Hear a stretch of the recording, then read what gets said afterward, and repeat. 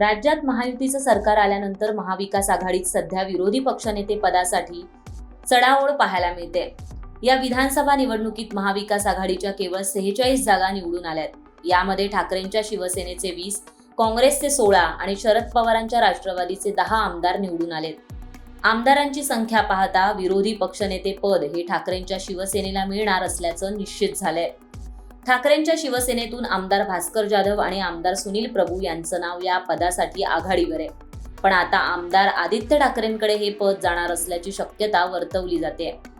महाविकास आघाडीत गेले काही दिवस विरोधी पक्षनेते पदावरून चर्चासत्र सुरू आहे। आतापर्यंत या संदर्भात 3 बैठका झालेल्या आहेत, पण अद्यापही विरोधी पक्षनेता कोण होणार यावर शिक्कामोर्तब झालेलं नाहीये। अशातच आता आदित्य ठाकरेंच्या नावावर महाविकास आघाडीत विचार सुरू असल्याचं बोललं जातंय। मध्यंतरी उद्धव ठाकरेंनी शरद पवारांची भेट घेतली होती। या भेटीदरम्यान आदित्य ठाकरेही उपस्थित होते। त्यावेळी आदित्य ठाकरेंच्या नावासंदर्भातही दोन्ही नेत्यांमध्ये चर्चा झाल्याचं बोललं जातंय। याशिवाय ठाकरे भेटीनंतर काँग्रेस नेते नाना पटोले यांनी शरद पवारांची भेट घेतली होती। या भेटीतही विरोधी पक्षनेते पदासाठी कुणाचा चेहरा द्यावा यावर चर्चा झाल्याचं सांगण्यात येतंय। तिथेही आदित्य ठाकरेंच्या पर्यायावर चर्चा झाल्याचं बोललं जातंय। त्यामुळे येत्या काळात महाविकास आघाडीतील 3ही पक्षाचे प्रमुख याबाबत अंतिम निर्णय घेणार असल्याचं सांगण्यात येतंय।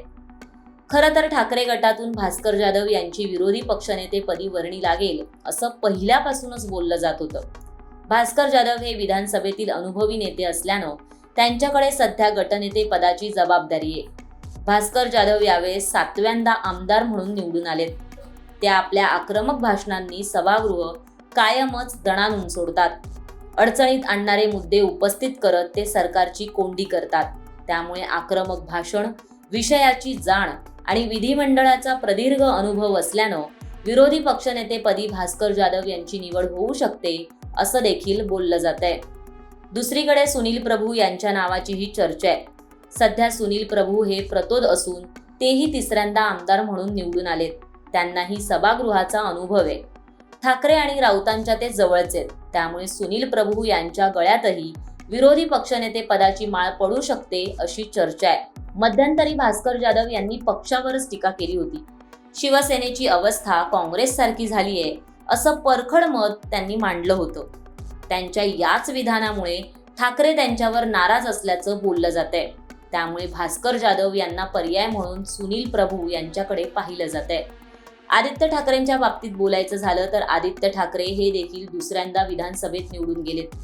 पहिल्यांदा आमदार होताच त्यांना वडिलांच्याच सरकारमध्ये मंत्रीपदही मिळालं होतं।